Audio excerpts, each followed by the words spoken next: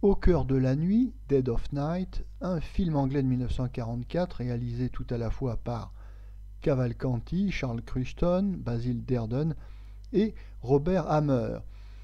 Le scénario est de Baines et MacPhail, avec dans la distribution, on retrouve Mervyn Jones, Roland Culver, Sally Ann Hawes, Guji Withers, Ralph Michael, Basil Radford, Noyton Wen et Michael Redgrave. Le sujet. Les invités d'un tranquille cottage anglais content, chacun leur tour, une histoire extraordinaire qu'ils ont vécue. Et on retiendra notamment celle du coureur automobile qui échappe de peu à la mort, celle d'une jeune fille rencontrant le fantôme d'un petit garçon assassiné dans un manoir, l'histoire d'un artiste ventriloque et de sa marionnette, et enfin celle qui nous raconte comment un homme pourtant pondéré est conduit à la folie meurtrière. Notre avis. En 1942, l'office de censure du cinéma anglais, le British Board of Film Certification, avait interdit la production de films d'horreur. Oui, nous sommes en pleine guerre et les films d'horreur ne conviennent pas à l'effort de guerre.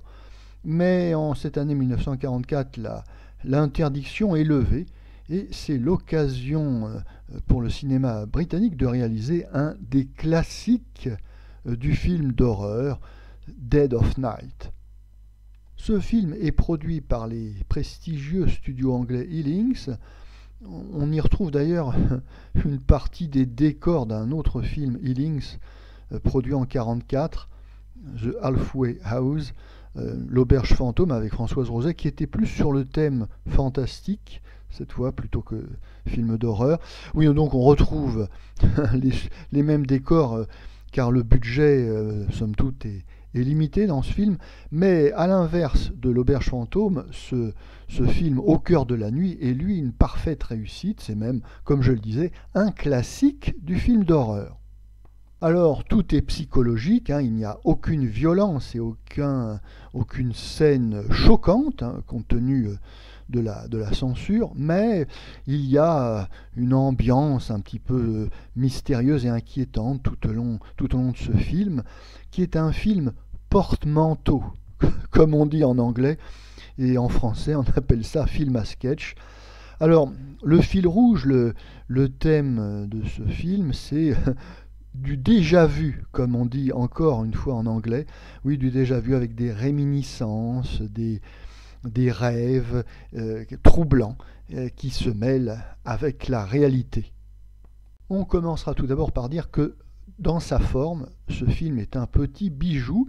Alors bien sûr, d'une part parce que on sait que les Anglais sont très précis et très méticuleux dans leurs costumes, leur décor, ce qui est le cas encore une fois ici, mais aussi parce que on utilise les nouvelles caméras qui permettent une précision dans l'image. On voit aussi bien dans l'arrière-plan que dans le premier plan, et cela depuis le premier film qui utilise cette nouvelle technologie, c'est-à-dire Citizen Kane, réalisé en 1941 par Orson Welles.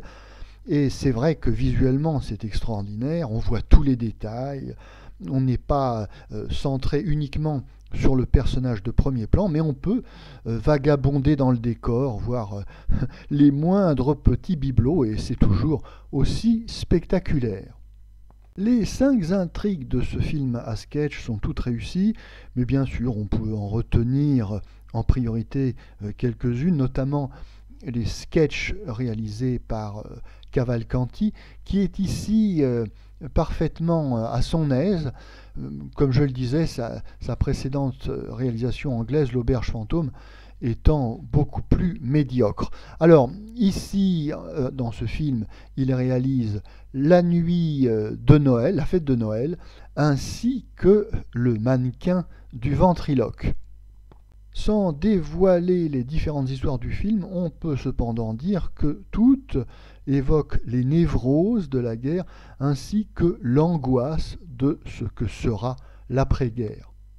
Mais tout n'est pas angoissant et grave dans ce film. On a également un sketch amusant, pour ne pas dire comique, qui reprend un tandem bien connu du cinéma anglais, Basil Redford et Non Tonwell. Les deux acteurs, on les avait déjà appréciés dans le film de Hitchcock de 1939, The Lady Vanishes, et en 1943, Million Like Us.